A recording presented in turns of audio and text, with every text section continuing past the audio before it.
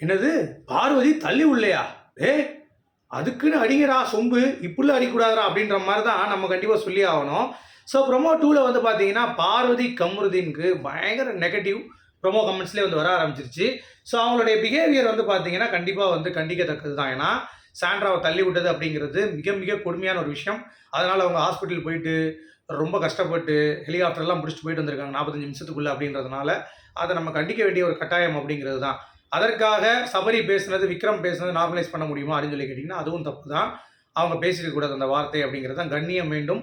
வார்த்தை எல்லை மீறி போகும்போது வார்த்தைகள் விடுறது அப்படிங்கிறது நார்மலைஸ் பண்ண முடியாது. ஸோ எல்லாருமே கூண்டோட வந்து ஒழிச்சு விட்டு இந்த பிக் பாஸை ஒரு பெரிய திண்டுக்கல் போட்டா பூட்டுவீங்க அப்படிங்கிறத நான் எதிர்பார்க்குறேன். ஸோ நீங்கள் இதை எப்படி பார்க்குறீங்கிறத சொல்லுங்கள். அதை பற்றி தான் இந்த வீடியோவில் தெளிவாக நம்ம டிஸ்கஸ் பண்ண போகிறோம். ஸோ வீடியோக்குள்ளே போகிறதுக்கு முன்னாடி சேனலுக்கு புதுசாக இருந்தால் கண்டிப்பாக சப்ஸ்கிரைப் பண்ணிக்கோங்க. வீடியோ மறக்காமல் ஒரு லைக்கை போட்டுக்கோங்க. இப்போ நம்ம வீடியோக்குள்ளே போகலாம். ஸோ பிக் பாஸ் சீசன் 9 தமிழில் பார்வதி அப்படின்ற ஒரு கேரக்டர் அப்படிங்கிறது வந்து பார்த்தீங்கன்னா புரிஞ்சிக்கவே முடியல. அதாவது கொஞ்சம் 3 வாரம் வந்து ரொம்ப டாக்ஸிக்காக ஒரு கேம் ஆடினாங்க.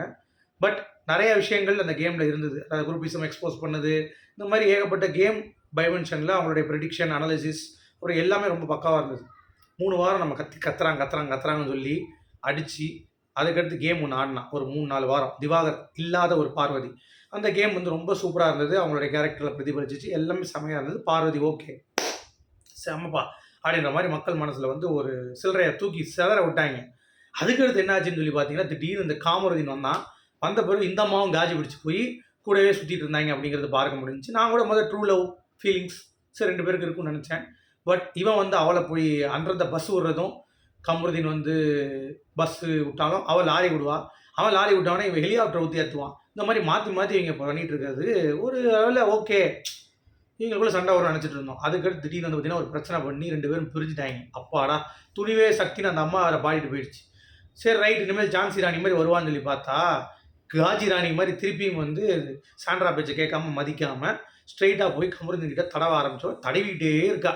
லைவ் காலைல ஆரம்பிச்சுன்னா நைட் வரைக்கும் வந்து பார்த்தீங்கன்னா ஒரே தடவல் மண்ணியாக வளம் வந்த பார்வதி அப்படின்னு சொல்லலாம். நம்ம அந்தளவுக்கு ஆகிடுச்சு. கேம்னா அது எங்கேயோ திண்டுக்கல் பக்கம் தூத்துக்குடி பக்கம் இருக்குது அப்படின்னு சொல்லி நம்ம சொல்லலாம்.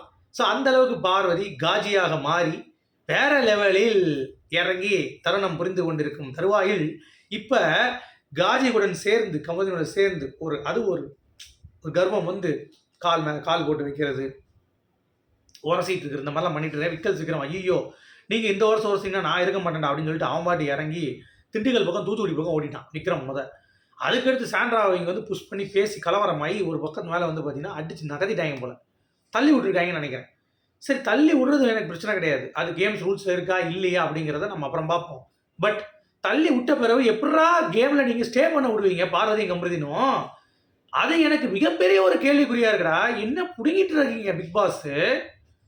ஒரு ரூல்ஸை வந்து நீங்கள் ஒழுங்காக ஃபாலோ பண்ணல அப்படின்னா ஒருத்தன் பச்சையாக தள்ளி விட்றான்றீங்க. அப்புறம் என்ன மைத்துக்கு அவங்க கேமில் கண்டினியூ பண்ணுறானுங்க இன்னும் கமருதீனும் பார்வதியும்? அப்புறம் சபரியை கெட்ட வார்த்தையாக பேசிகிட்டு இருக்காங்க. விக்ரம் ஏன் தம்மான்றான். எப்படா ஒரு ஷோ நார்மலைஸ் பண்ணுவீங்க கமருதீனை? திவ்யாலாம் காலை மேலே வச்சுன்னா காலை வெட்டிடுவேன்றா, மிரட்டுறா காலை வெட்டிடுவேன்றா ஒருத்தி. எல்லாம் எக்கச்சக்கமாக பேசிகிட்டு இருக்கீங்க. இது பார்க்குற ஷோ தெரியாதா? குழந்தைங்க பார்க்குறது. ஏன் சாண்ட்ராக்கு மயங்கி விழுந்து ஹாஸ்பிட்டல் போகிறதையும் குழந்தைங்க பார்க்குறதுன்னு தெரியாதா? ஏன் இப்படி டாக்ஸிக்காக இந்த ஷோ வந்து ஆக்கிட்டு இருக்கீங்க அப்படிங்கிறது தான் என்னுடைய கேள்வி. பிக் பாஸ் ஏன் இதை வந்து நார்மலைஸ் பண்ணுறான் தள்ளி விட்டுறத? உண்மையிலே நடந்துருந்துச்சுன்னா தள்ளி விட்டதை ஏன் உட்காந்து திருப்பி கேம் விளாட சொல்கிறான்? அப்போ டிஆர்பிக்காக நீ மக்களோட எமோஷன்ஸில் எவ்வளோ நாளும் நீ விளையாடுவ அப்படிங்கிறது இதன் மூலமாக ப்ரூவ் ஆகும். கரெக்டாக? ஏன் இப்படி பண்ணுறீங்க? எதற்காக இந்த எச்சைத்தனம்?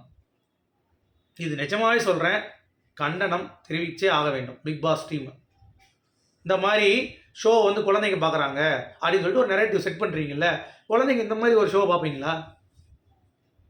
இந்த வாரம் வாரம்லாம் பண்ணிட்டு இருந்தாரு தேய்ச்சிக்கிட்டு ஆம்பளைங்க எல்லாம். இப்போ அவளே பரவாயில்ல. இந்த பார்வதி ஒருத்தனை தேய்ச்சினே கடைசி வரைக்கும் அதையும் நார்மலைஸ் பண்ணுறீங்க. டாக்ஸிக்காக ஒருத்தன் வந்து அடிப்பான், ஒரு பொண்ணை தூக்கி போட்டு மிதிப்பான், அடுத்து உடனே சாரி கேட்பான், உடனே அந்த பொண்ணு சேர்ந்துடும். அப்போ என்ன பசங்களாம் இப்படி தான் இருப்பாங்க, அடிப்பாங்க, அப்புறம் ஒரு பொண்ணு வந்து இப்படி தான் ஈஸியாக ஜாலியாக சேர்ந்துருவாங்கன்னு சொல்லி நார்மலைஸ் பண்ணுறீங்களா இந்த இஷ்யூவை? கேவலமாக இல்லை உங்களுக்குலாம்?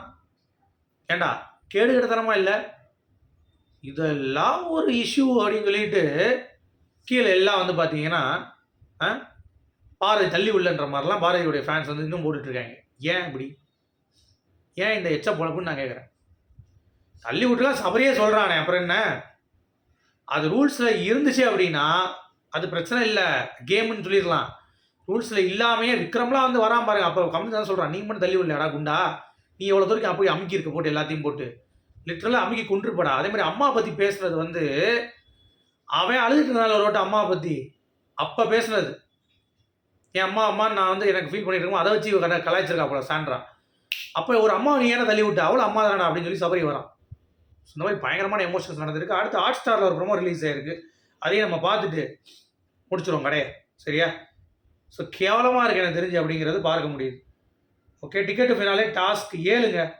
சரியா? உள்ளே வந்து ஒரு இது இருக்கும், அதில் இருந்து கொஸ்டின் வரும், அதில் யார் வந்து கொஸ்டின் கரெக்டாக சொல்கிறா அப்படிங்கிறது தான் பாயிண்ட்னு நினைக்கிறேன்.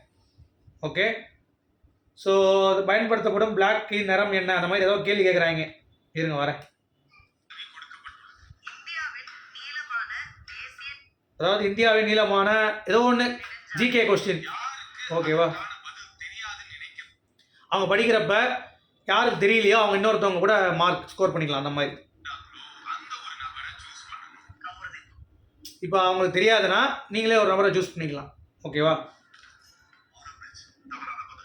அப்போ அவனுக்கு தெரியல அப்படின்னா முடிஞ்சு போச்சு, அவ்வளோதான். அந்த நம்பர் பதில் சொல்லலைன்னா உங்களுக்கு காயின் கொடுக்கணும், அவ்வளோதான். ஸோ யார் அதிகமாக காயின் வச்சுருக்கவங்க நல்லா பேஸ் பண்ணி அதை வச்சு கேம் வந்து போயிட்டுருக்குங்கிறது பார்க்க முடியுது. இப்போ சிம்பிளுங்க டாஸ்க்கு. இப்போ எனக்கு வந்து தெரியுது, எனக்கு வந்து காயின், எனக்கு தெரியல, இன்னொருத்தவங்ககிட்ட நீ வந்து சொல்கிற, அவன் கரெக்டாக சொல்கிறானா அவனுக்கு காயின், அவன் தப்பாக சொல்கிறான் அவன் காயினை நீ கொடுக்கணும், உனக்கு கொடுக்கணும். சரியா? உன் காயினை ஒன்று லூஸ் பண்ணணுமா அப்படிங்கிறத பார்ப்போம். இருங்க, வெயிட் பண்ணு. ஓகே ஓகே, ஒவ்வொரு சீட்டில் ஒரு கேள்வி கொடுக்கப்பட்டிருக்கும். சரி, ஓகே, சரி, ஓகே,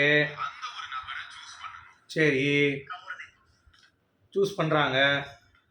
அவர் ஒரு இதை வச்சுக்கிறார் காயினை, அந்த காயினை கொடுத்துடணும், அவ்வளோதான், முடிஞ்சிச்சு. ஓ, அந்த மாதிரி தான் ரூல்ஸ். சரி, ஓகே. அப்போ இவங்களுக்கு காயினை வந்து எடுக்க மாட்டாங்க. கரெக்டாக சொன்னால் ஒரு காயினு, இன்னொருத்தவங்களை காயினை வச்சு நீங்கள் வந்து அதிகமாக இருந்துச்சுன்னா அந்த காயினை நீங்கள் குறைச்சி வாங்கிக்கலாம். அந்த மாதிரி ஒரு டாஸ்க், ஒரு லக் பேஸ்டு பட் இந்த சேம் டைம் நாலேஜ் பேஸ்டு ஒரு டாஸ்க்காக வந்து இது நடந்திருக்கு அப்படிங்கிறது பார்க்க முடியுது. ஸோ இதுதான் இந்த ப்ரோமோவில் காட்டப்படுகிற விஷயம். ஸோ உண்மையில் ரொம்ப மைண்ட் அளவில் கனெக்ட் பண்ணாதீங்க. என் சப்ஸ்கிரைபர்ஸ் நான் வந்து வேண்டி கேட்டுக்கொள்கிறேன், தயவு செஞ்சு பிக் பாஸில் மைண்ட் அளவு கனெக்ட் ஆகாதீங்க. யார் என்ன பண்ணாலும் மைண்டில் ஏற்றிக்காதீங்க. ஓகே, ஜஸ்ட் கேமாக அனலைஸ் பண்ணி கேமாக பார்த்துட்டு இந்த டாக்ஸிக்கான ஒரு கேமை இந்த சீசனோட விட்டுட்டு நிறைய பேர் இந்த பிக் பாஸ் பார்க்காம கூட போனீங்கன்னா கூட எனக்கு ரொம்ப ரொம்ப ஹாப்பியாக நான் ஃபீல் பண்ணுவேன். அஸ் அ ரிவ்யூவராக உங்ககிட்ட நான் வேண்டி விரும்பி கேட்டுக்கொள்கிறேன். ஓகே, ஸோ உங்களுடைய கருத்துக்கள் வரவேற்கப்படுகிறது. மீண்டும் அடுத்த சந்திப்போம். அது வரைக்கும்